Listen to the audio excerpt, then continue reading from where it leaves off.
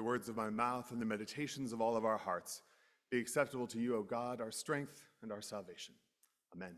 Please be seated.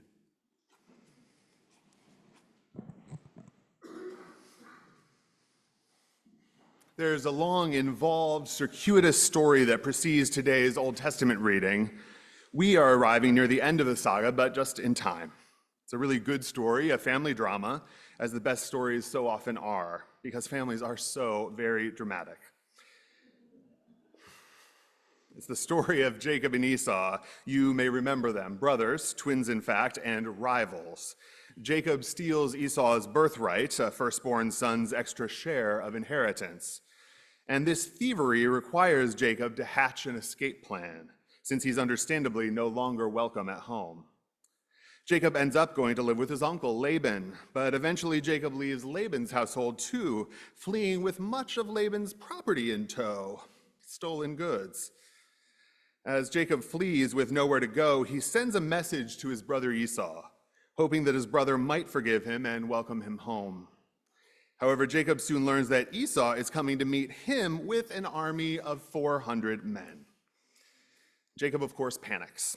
He hides half of his newfound wealth and sends the other half ahead to Esau, hoping to bribe his way back into his brother's good graces. Our reading today picks up here, just as Jacob, afraid that all his plans and schemes are going to fall through, sends his servants and family across the river out of harm's way. Then Jacob is left by himself, all alone in the quiet of the night, when suddenly, out of nowhere, Jacob is attacked, and by who knows what, a demon, an angel?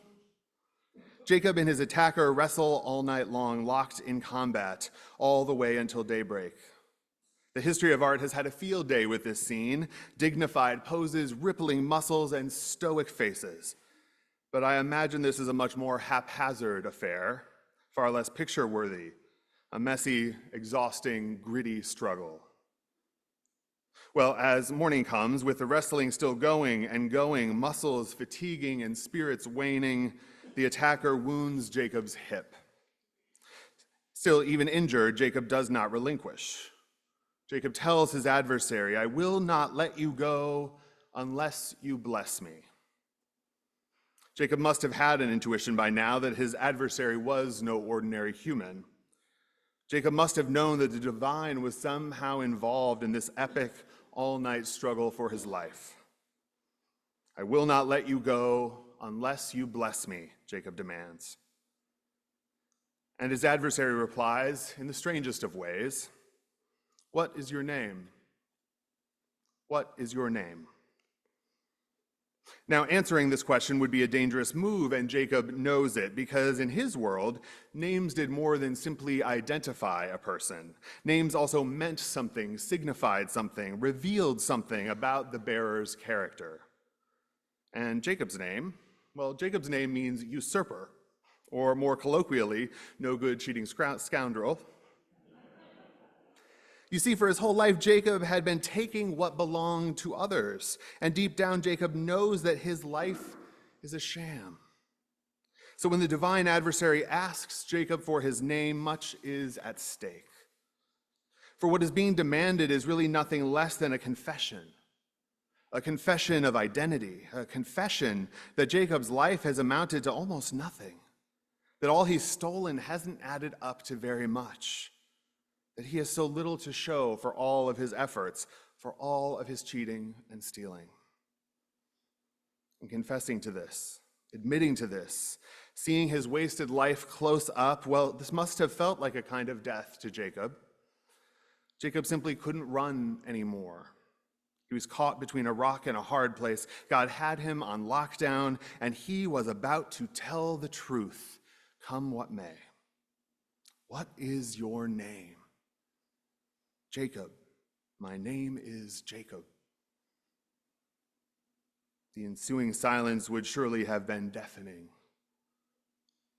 And then the divine adversary replied, "You shall no longer be called Jacob, but Israel, for you have striven with God and with humans, and have prevailed." What did Jacob feel in that moment, I wonder? Jacob had wrestled with the judge of heaven and earth, and he had escaped with only a limp to slow his endless running from the truth. And Jacob had wrestled a blessing out of the Lord to boot. I imagine he must have felt some combination of surprise, relief, amazement, wonder, gratitude. The story in which Jacob had been trapped for his whole life was suddenly being rewritten. The past wasn't permanent. God had given Jacob a new name, a new identity, a new future. Everything that had seemed impossible was now possible.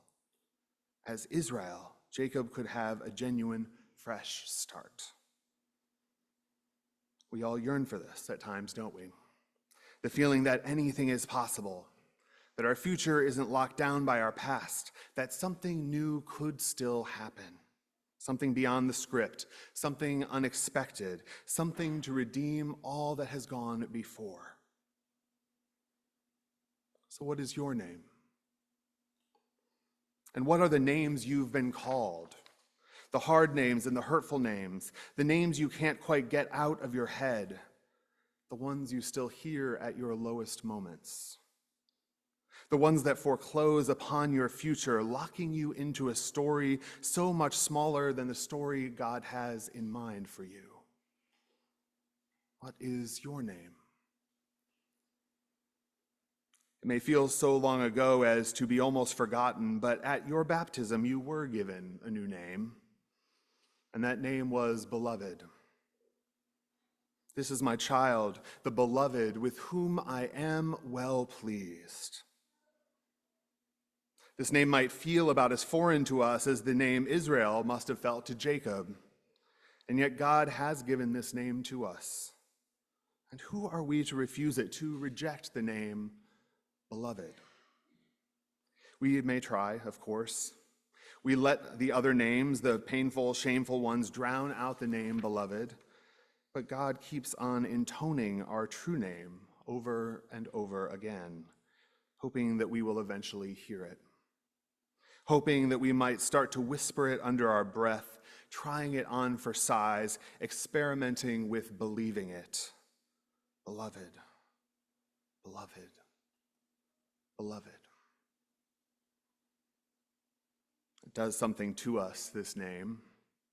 It makes all sorts of remarkable things seem possible.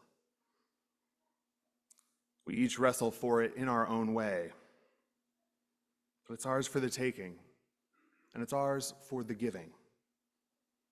So, beloved, let us love one another. Amen.